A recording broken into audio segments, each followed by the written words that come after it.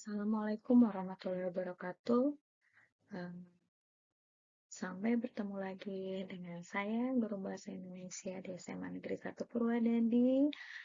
Eee, saya membuat video pembelajaran tentang cerita sejarah. Mari kita kenali sejarah kita. Mengapa kita harus mengenal cerita sejarah? Karena dalam sejarah itu ada 3 aspek: masa lalu, masa kini, dan masa yang akan datang. Nah, apa yang harus kita lakukan? Apakah ada yang akan kita pelajari dari cerita sejarah tersebut? Nah, ternyata banyak nilai-nilai yang dapat kita pelajari dari cerita sejarah tersebut. Namun, sebelum kita ke cerita sejarah yang lain, karena saya berada di Kabupaten Subang, maka saya akan mengambil perbatasan antara Subang dan Lembang. Mari kita kenali dulu sejarah legenda Tangkuban.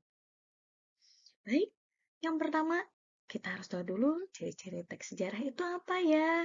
Nah, disajikan secara kronologis berdasarkan urutan waktu. Kemudian, berbentuk rekon, teks atau cerita ulang. Sering menggunakan kata konjungsi temporal, ya, konjungsi temporal. Kemudian isinya faktual dan berbasis pada data empiris. Itu kalau untuk cerita sejarah. Nah, kemudian struktur teksnya kronologis dan juga runtut. Nah, kalau strukturnya bagaimana? Nah, yang pertama, pastilah diorientasi, ada pengenalan situasi. Kita akan bercerita tentang sejarah Tangkuban Perahu. Itu apa dulu yang diceritakan? Maka Tangkuban Perahu itu tokoh utamanya itu siapa? Kemudian, adakah yang tahu misalnya sejarah Tangkuban Perahu itu apa? Bagaimana? Apakah kisah percintaan antara Roro Jonggrang? Bukan. Ternyata Dayang Sumbi dengan Sang Kuryang. Kemudian ada peristiwa apa saja? Kemudian konfliknya bagaimana? Puncak konfliknya, penyelesaian, dan terakhir itu opsional, koda boleh ada ataupun tidak. Sekarang untuk jenis teks cerita sejarahnya itu sendiri, ada sejarah fiksi, ada juga non-fiksi. Sekarang berarti kalau Tangkuban Perahu itu masuknya kemana? Nah, berarti ke sejarah fiksi. Kalau sejarah fiksi itu berarti ada hasil imajinasi.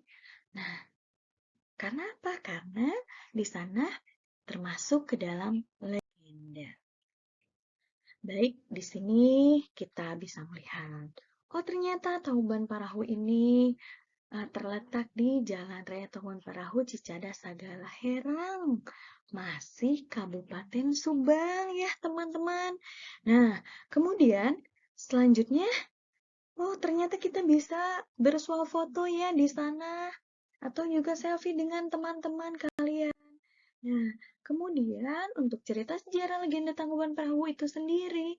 Yang pertama, asal-usul Gunung Tangkuban Perahu dikaitkan dengan legenda Sang Kuryang yang dikisahkan jatuh cinta kepada ibunya, Dayang Sumbi. Untuk menggagalkan niat anaknya menikahinya, Dayang Sumbi mengajukan syarat supaya Sang Kuryang membuat sebuah telaga dan sebuah perahu dalam satu malam. Nah, masih penasaran kan dengan ceritanya? Baik. Peristiwa apa saja yang ada di dalam cerita Sang Kuryang itu sendiri? Yang pertama, Dayang Sumbi sangat menyesal setelah mengetahui kepergian Sang Kuryang anaknya. Dia pun bertapa dan memohon ampun kepada para dewa atas kesalahan yang diperbuatnya. Para dewa mendengar permintaan Dayang Sumbi. Mereka menerima permintaan maaf itu dan mengaruniakan Dayang Sumbi kecantikan abadi. Sudah terbayang bukan bagaimana cantiknya Dayang Sumbi? Syahdan.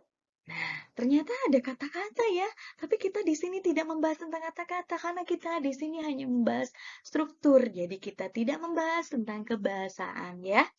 Nah, Syahdan Sang Kuryang terus mengembara tanpa tujuan yang pasti. Dalam mengembaranya, Sang Kuryang terus menambah kesaktiannya dengan berguru kepada orang sakti yang ditemuinya selama pengembaraan. Bertahun-tahun Sang Kuryang mengembara tanpa disadari dia kembali ke tempat di mana dia dahulu dilahirkan. Sang Kuryang terpesona dengan kecantikan Dayang Sumbi yang abadi. Dia tidak menyadari bahwa perempuan yang cantik yang ditemuinya di hutan adalah ibu kandungnya.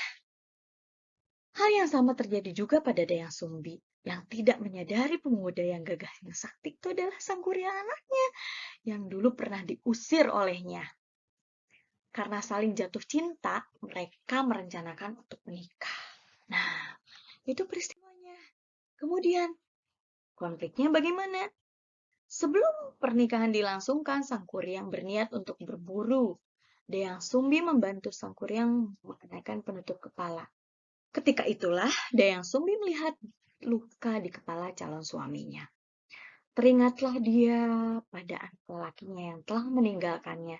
Dia sangat yakin pemuda gagah itu tidak lain adalah sang Kuryang anaknya. Dayang Sumbi kemudian menjelaskan bahwa dia adalah ibu kandungnya sang Kuryang.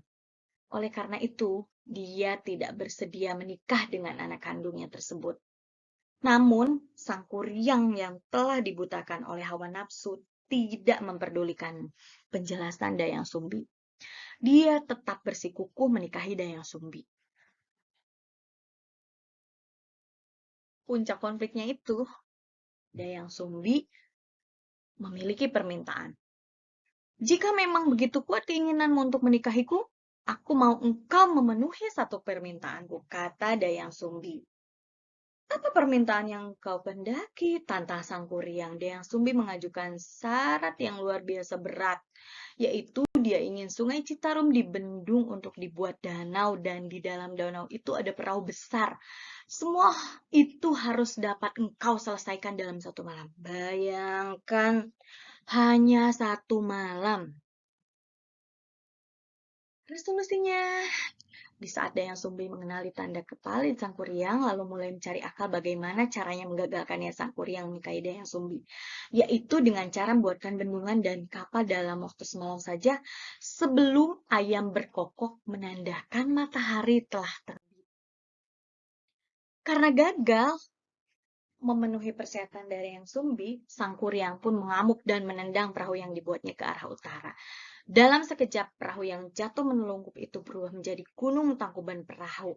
Setelah itu, sang Kuryang masih mengejar Dayang Sumbi hingga ke Gunung Putri. Akan tetapi, Sang Hyang Tunggal segera mengubah Dayang Sumbi menjadi setangkai bunga jaksi agar lolos dari kejaran sang Kuryang.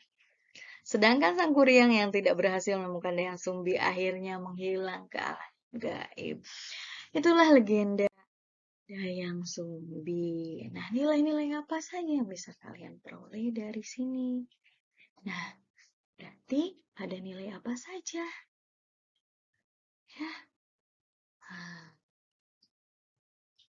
banyak sekali nilai-nilai yang akan kita peroleh. Baik itu nilai moral, kemudian nilai keagamaan, kemudian